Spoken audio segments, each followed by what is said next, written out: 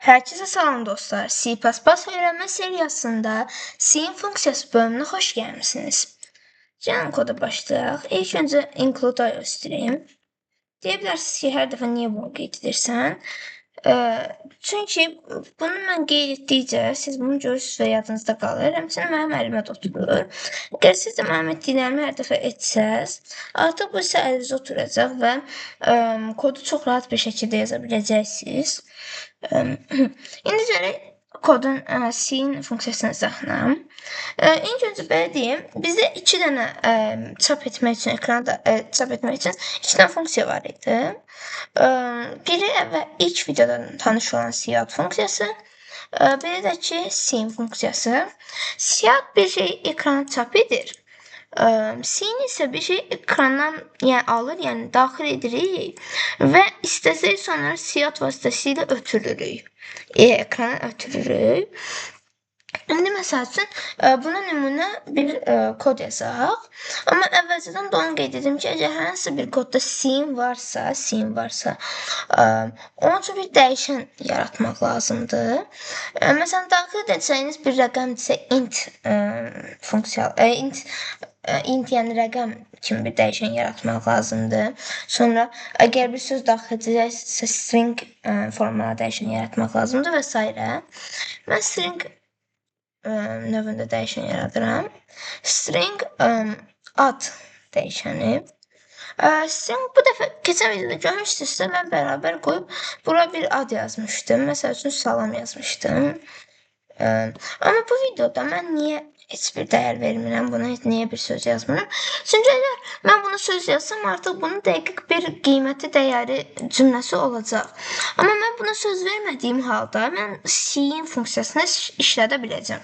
Ümidvaram başa düşdünüz. Keçək bu hissəyə. Bizə məlumatı daha yaxşı çatdırması üçün bura qeyd edəcəyik ki, ad daxil edin. Qoşun nöqtə qoyuruq və /n. /n deyə bilərsiniz nədir? /n aşağı sətirdən yazma deməkdir. Yəni aşağı sətirdən daxil edəcəyim söz aşağı sətirdən daxil edəcək və yaxud /n əvəzinə biz burada böyük işarəsi qoyub end line qoya bilərik. End line isə sətri bitirib digər sətirdən yazmaya yardım edir. İndi bu sizin özünüzdən asılıdır, amma mən /n-i daha çox tövsiyə görürəm. Həm kod uzun olmur, həm də anlaşılması çox daha rahat olur. İndi keçirik aşağı sətrə. Mövzunun əsas qəhrəmanı olan Cin-ə. Cin 2 dənə kiçik işarəsi. Bunun əksi kiçikdir. Çünki məntiqən də belə baxanda, baxın, belə yadınızda saxlayın. Düzdür, əlaqəsi yoxdur, amma belə yadınızda saxlaya bilərsiniz.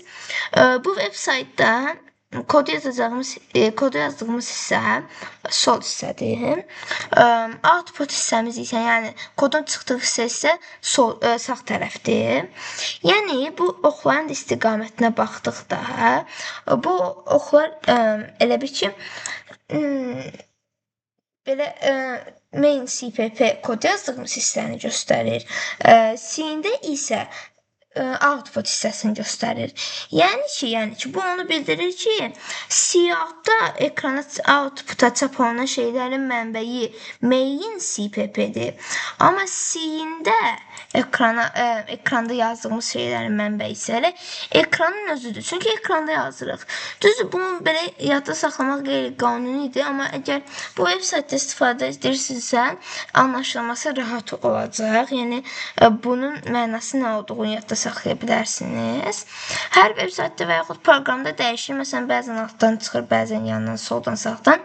Amma, yəni, belə deyim, əgər hər haldısa, deməli, bunun əks mənalı, Cin və cout-un əks mənalı olduğunu nəzərə alaraq, bunların da əks olması məqsədə uyğundur.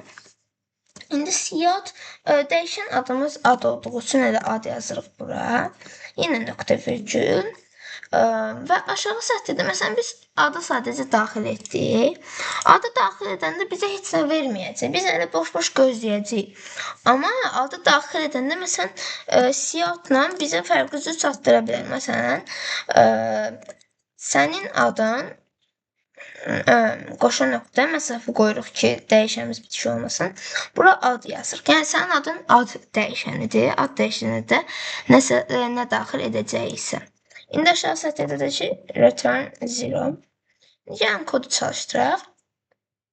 Ad daxil edək, olsun ad Nail. Sənin adın Nail verdim. İndi bir də yoxlayaq. Məsəl üçün olsun Sənan. Sənin adın Sənan. Yəni kodun məqsədini ümidvaram başa düşdünüz. 4-cü videoda görüşənədək.